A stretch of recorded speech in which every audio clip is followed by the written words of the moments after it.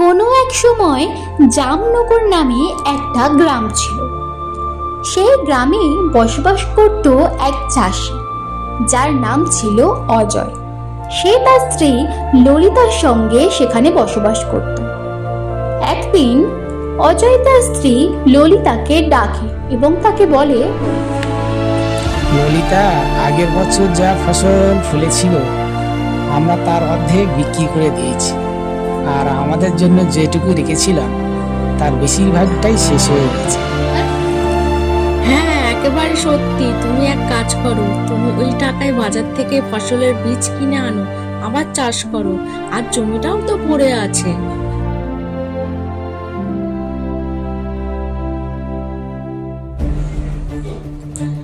এরপর অজয় তার জমির দিকে চলে যায়।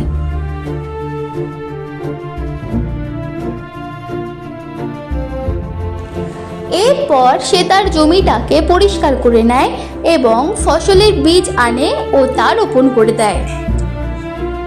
এবং তারপরে সে একটা গাছের তলায় বসে বিশ্রাম নিতে থাকে। এইভাবে বেশ কিছুদিন কেটে যায়।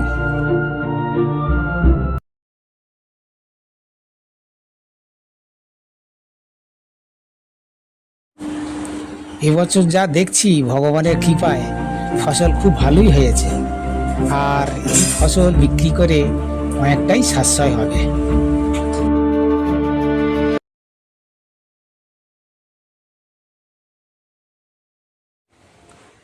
এমন করেই বেশ কিছু মাস কেটে যায়।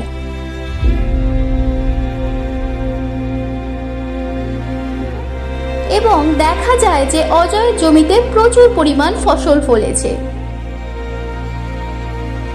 অজয়ের জমিতে এত পরিমাণ ফসল দেখে তার প্রতিবেশীর মনে প্রচুর পরিমাণে হিংসা হতে থাকে। অজয়ের জমিতে তো ভালোই ফসল ফলেছে, না আমাকে তো দেখছে একটা কিছু করতেই হবে, ওকে তো আমি ভালো থাকতেই দেবো না। তার প্রতিবেশী একদিন রাত্রেবেলা অজয়ের জমির পাশে আসে এবং সেখানে আগুন লাগিয়ে দেয় এবং তারপর সেখান থেকে পালিয়ে যায়।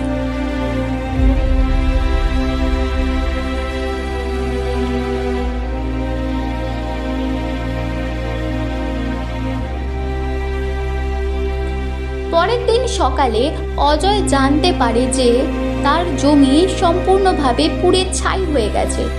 তার একটাও ফসল বা শস্য কিছুই সেখানে নেই। সেই কারণে সে খুব হতাশ হয়ে পড়ে এবং সে খুব দুঃখিত হয়ে বাড়ির দিকে রওনা দেয়।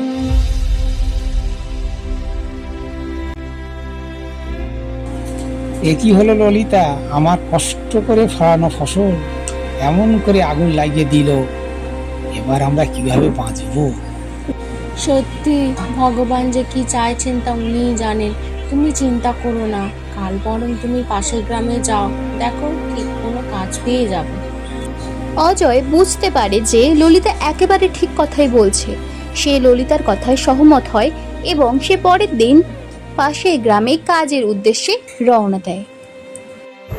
এই যে বাবা, তুমি শুনতে পাচ্ছ, এই জিনিসগুলো তো আমার বাড়িতে পৌঁছে দেবে কি? হ্যাঁ বুড়িমা, আমি অবশ্যই আপনাকে সাহায্য করব।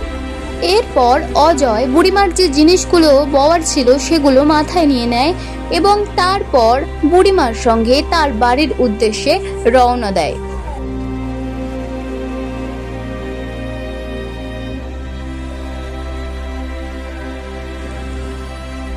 অবশেষে সেই বুড়িমা এবং অজয় তাদের সমস্ত জিনিসপত্র নিয়ে বুড়িমার বাড়ির সামনে এসে উপস্থিত হয়। ধন্যবাদ বাবা তোমাকে, কিন্তু তোমাকে এত দুঃখী দেখাচ্ছে কেন? আর বুড়িমা কি আর বলি আপনাকে, আমার কষ্টের ফলানো ফসল খেয়ে আগুন লাগিয়ে দিয়েছে যে, আর সংসার চালানোর মতো কোনো অর্থই আমার কাছে নেই। তুমি চিন্তা করো না, তুমি আমার এই গরুটিকে নিয়ে যাও। অজয় ভীষণ খুশি হয় এবং শেষে গরুটিকে নিয়ে তার নিজের বাড়ির উদ্দেশ্যে রওনা দেয় এবং সে ধীরে ধীরে তার বাড়িতেও পৌঁছে যায়। সে বাড়ি এসেই ললিতাকে ডাকতে থাকে।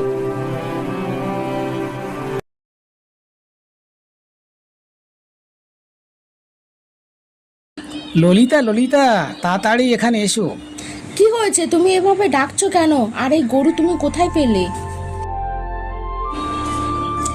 আরে সব বলছি, আগে ভিতরে চলো। তারপরে তারা বাড়ির ভিতরে চলে যায়। এবার বলো, তুমি এই গরু কোথায় পেলে? কে দিয়েছে তোমাকে? তারপর ললিতাকে অজয় সমস্ত ঘটনাটাই খুলে বলে।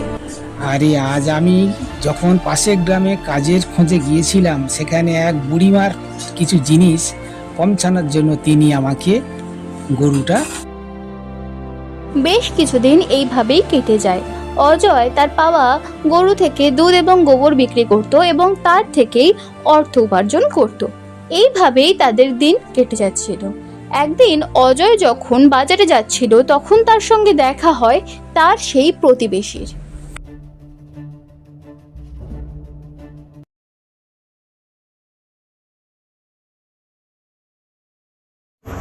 কই হে অজয়, কেমন আছো? শুনলাম নাকি তোমার জমি থেকে আগুন লাগিয়ে দিয়েছে। তা এখন কেমন চলছে তোমার? হ্যাঁ ভাই, এই ঘটনার পরে আমি একটা জাদুর গরু বরদান হিসাবে পেয়েছি, আর ওই গরুর দুধ ও গোবর বিক্রি করে বেশ ভালোই অর্থ উপার্জন হয়েছে, তাই একটু বাজারে যাচ্ছি। তা তো বেশ ভালোই খবর। তা তুমি ভালো থাকলেই তো আমি ভালো থাকবো, বলো? তোমার খুশি মানে আমার খুশি।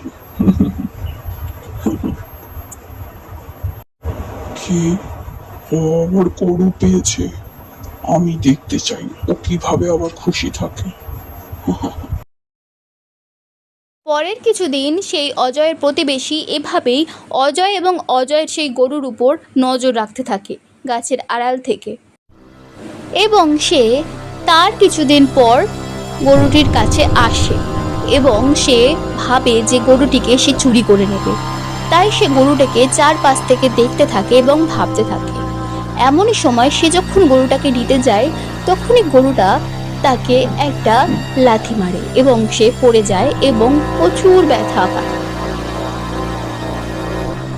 যা শুনে বাড়ির ভেতর থেকে অজয় এবং ললিতা ছুটে বাইরে বেরিয়ে আসে তাদের গরুর কাছে এবং তারা সেইখানে তাদের প্রতিবেশীকে দেখে অবাক হয়ে যায়। আমার গরু চুরি করতে এসেছো?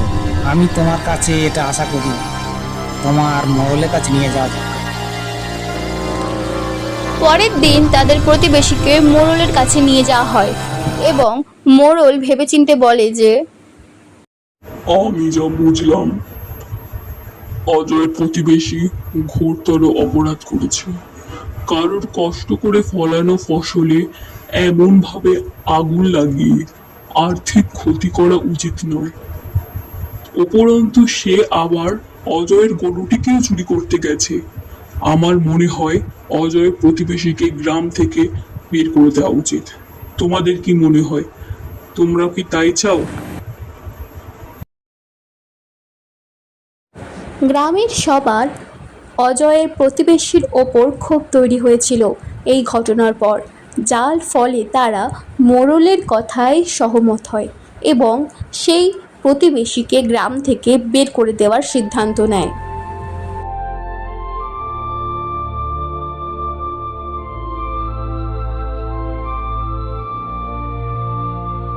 গ্রামের সবাই তাদের প্রতিবেশীর উপর খুব রেগে যায় এবং তারা সবাই মোড়লের সিদ্ধান্তে সহমত হয়। এরপর থেকে ললিতা এবং অজয় খুব ভালোভাবে এবং সুখে বসবাস করতে থাকে, আর তাদের প্রতিবেশীকে সেই গ্রামে আর কখনোই দেখা যায়নি। যেমন কর্ম তার তেমনই ফল হয়, তা তার প্রতিবেশীর এই ঘটনা থেকেই প্রমাণ পাওয়া গেল। কখনো লোভের কারণবশত অন্য কোনো ব্যক্তির ক্ষতি করা উচিত না।